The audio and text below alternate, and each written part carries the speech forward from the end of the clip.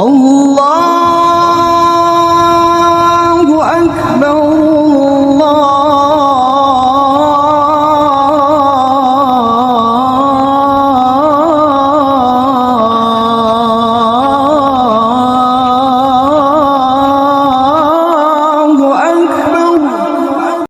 La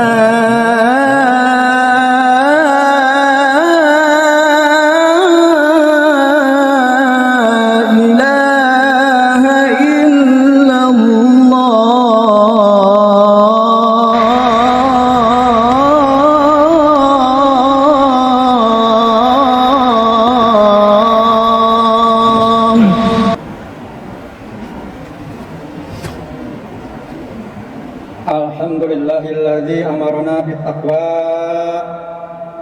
wa nahana 'anit taba'il hawa. Asyhadu an la ilaha illallah wahdahu la syarikalah. Wa asyhadu anna sayyidina wa nabiyyana Muhammadan abduhu wa rasuluhu la nabiyya ba'da.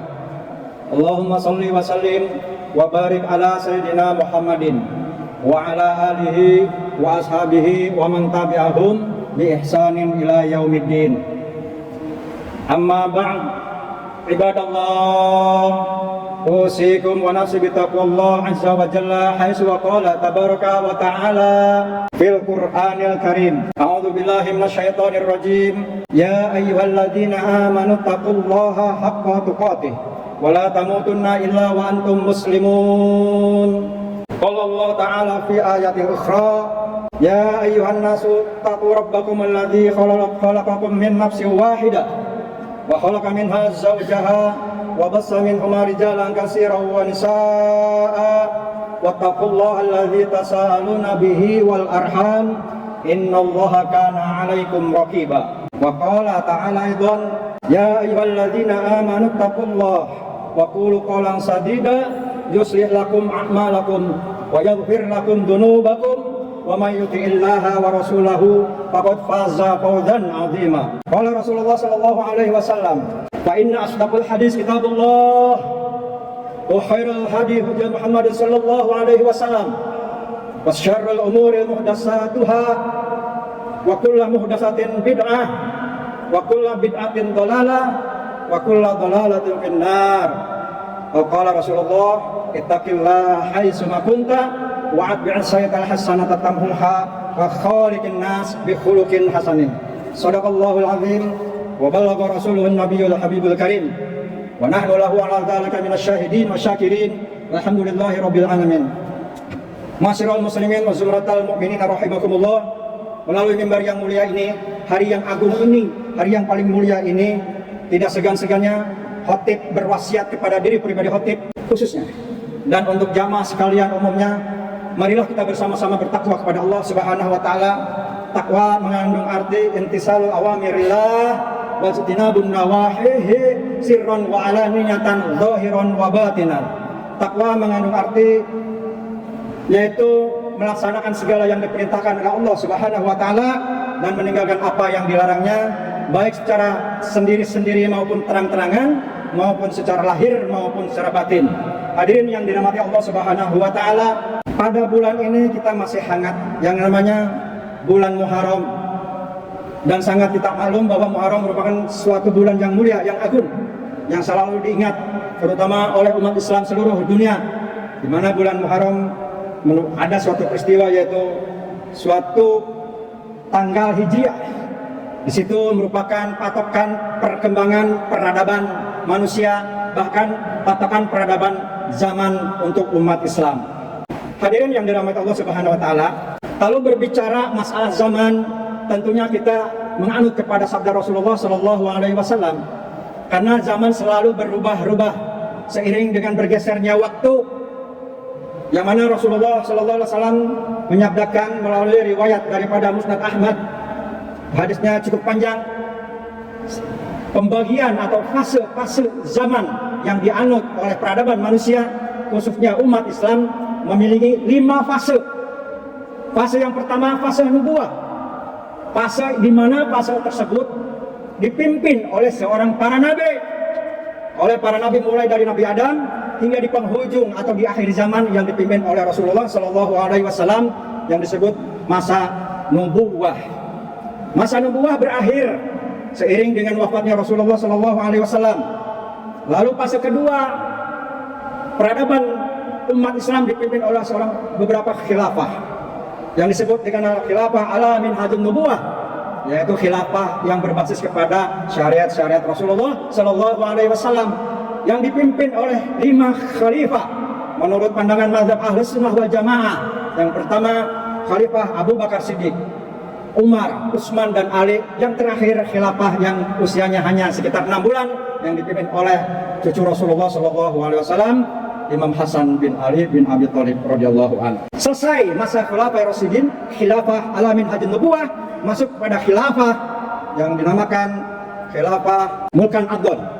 Khilafah Mulkan Adon itu dipimpin oleh generasi-generasi pasca khulafaur Rasyidin. Setelah wafatnya Khalifah Hasan bin Ali, lalu diteruskan dengan fase yang ketiga yaitu Mulkan Adon. Apa Mulkan Adon? Yaitu kerajaan yang menggigit, sadis, kejam kepemimpinannya tersebut. Siapa-siapa saja di masa ini tidak disebut khilafah, tetapi dinasti atau kerajaan, Mulkan atau Mamluk. Mereka dipimpin generasi pertama yaitu Bani Umayyah. Selesai Bani Umayyah dipimpin oleh generasi dinasti berikutnya, Bani Abbasiyah. Selesai Bani Abbasiyah dilanjutkan dengan dinasti Utsmaniyah.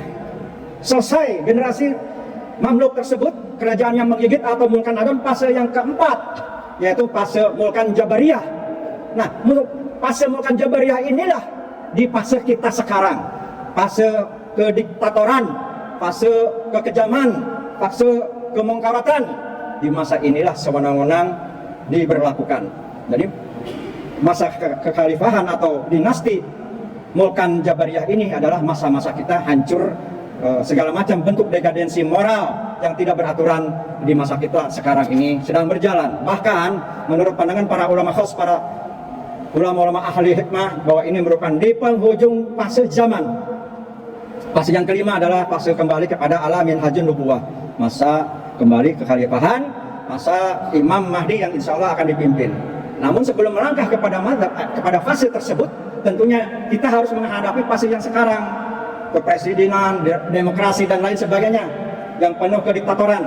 Fase inilah penuh rintangan, tantangan dari berbagai faktor politik, ekonomi, budaya, sosial dan lain sebagainya. Oleh karena itu umat Islam harus waspada, ingat dan selalu banyak beramal soleh untuk membendung keyakinan kita, akidah kita agar tidak terbawa dari perpecahan umat Islam yang sesungguhnya.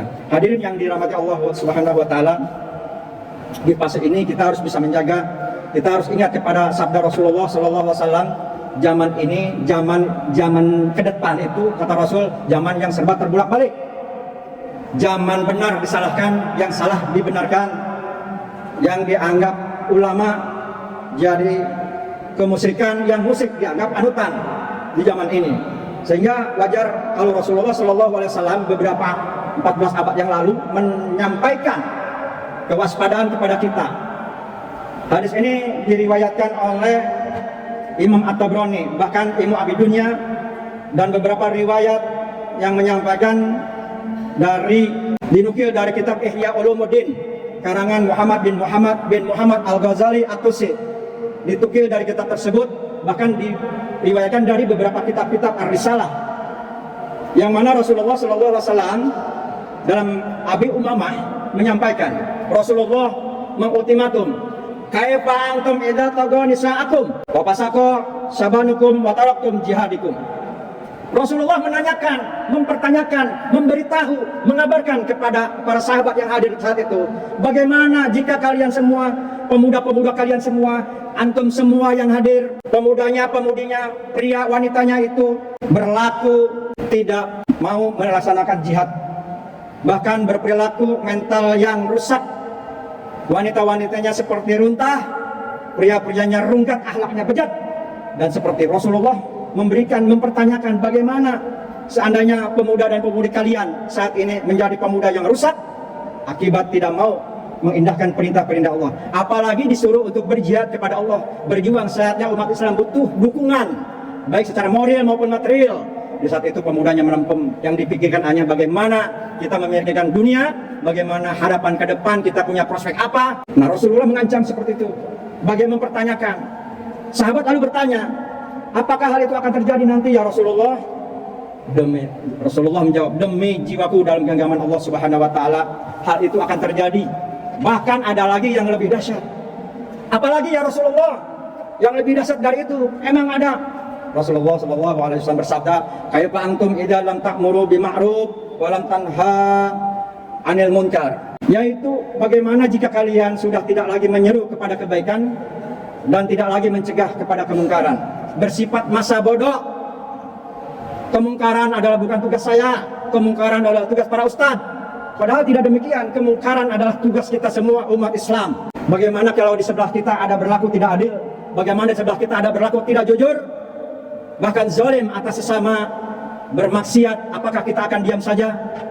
Rasulullah mengingatkan hal itu. Hadirin yang dirahmati Allah, satu hal lagi. Sahabat bertanya, apakah hal itu bisa terjadi? Rasulullah menjawab, demi jiwaku dalam genggaman Allah Subhanahu wa taala akan terjadi, dan itu akan ada lagi yang lebih dahsyat dari itu. Apa ya Rasulullah? Kaifa antum idza ra'aitumul ma'ruf munkaran wa munkar ma'rufa. Nabi menjawab, bagaimana jika kalian melihat kebaikan yang telah dianggap sebagai sebuah kemungkaran dan kemungkaran dianggap suatu kebaikan? Berbanding terbalik, sudahkah terjadikah zaman sekarang yang baik dikriminalisasi, ulama terutama, yang jahat-jahat, yang sesat-sesat dilindungi? Apakah hal itu sudah terjadi zaman sekarang? Sahabat bertanya kembali, apakah sudah terjadi untuk zaman sekarang atau nanti ya Rasulullah? Demi jiwaku, Rasul menjawab, yang berada di genggaman Allah Subhanahu wa taala, semua itu akan terjadi. Bahkan ada lagi yang lebih dahsyat. Kaifa antum idza amartum bil munkar wa nahaitum 'anil ma'ruf?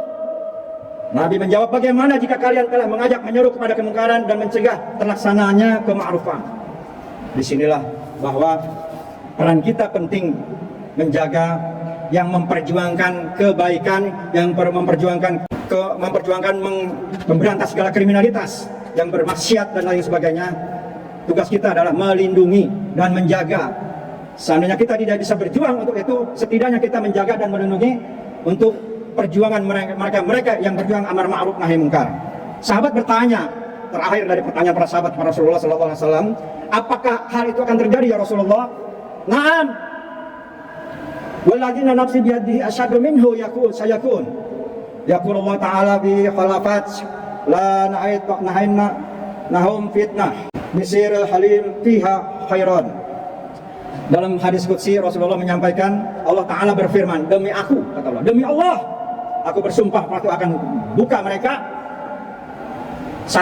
suatu fitnah yang sangat sadis, dan di mana orang yang santun, yang taat menjadi keheranan dengan banyaknya gelombang fitnah yang sekarang melanda dan mendera seluruh negara-negara Islam saat ini, terutama Indonesia. Bagaimana Indonesia gencar sekali dengan segala propaganda fitnah, kemungkaran, kemusyrikan, LGBT, semuanya dianggap legal. Sementara poligami, nikah siri dikriminalisasi, dipersulit, dianggap merusak.